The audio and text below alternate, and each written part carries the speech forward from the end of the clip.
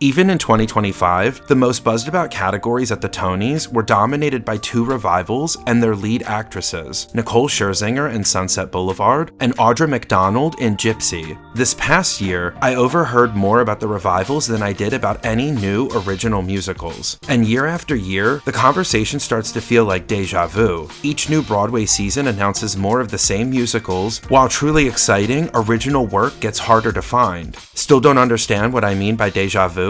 Let me take you back 30 years.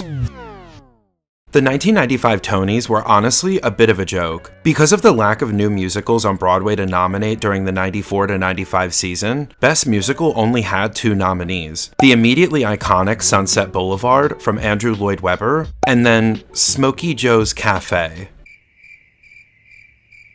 One is obviously a rework of the movie musical from the 1950s, and the other is a jukebox review with no book. It was obvious that Sunset Boulevard would win, and everyone watching kind of knew that, which made the Tony ceremony very boring. Because of the Big Three's over-reliance on revivals during the 95 Broadway season, many of which failed critically or commercially, Tony eligibility across multiple categories was historically thin. As a result, three musicals dominated most of all of the awards telecast: Sunset Boulevard, Smokey Joe's Cafe, and the revival of Showboat. Between those three shows, they filled 13 of the 14 available musical acting nomination slots. Sunset Boulevard swept the Tonys, not necessarily because it was beloved, but because there was basically no competition. In addition to winning Best Musical, Andrew Lloyd Webber also won Best Original Score, simply because he was the only other nominee in that category, so he basically won by default. Glenn Close won Best Actress in a Musical for Sunset Boulevard, but it was essentially a 50-50 coin toss. The only other nominee was Rebecca Luker in Showboat. By the mid-1990s, Broadway had become increasingly dependent on celebrity name recognition and name brand IP.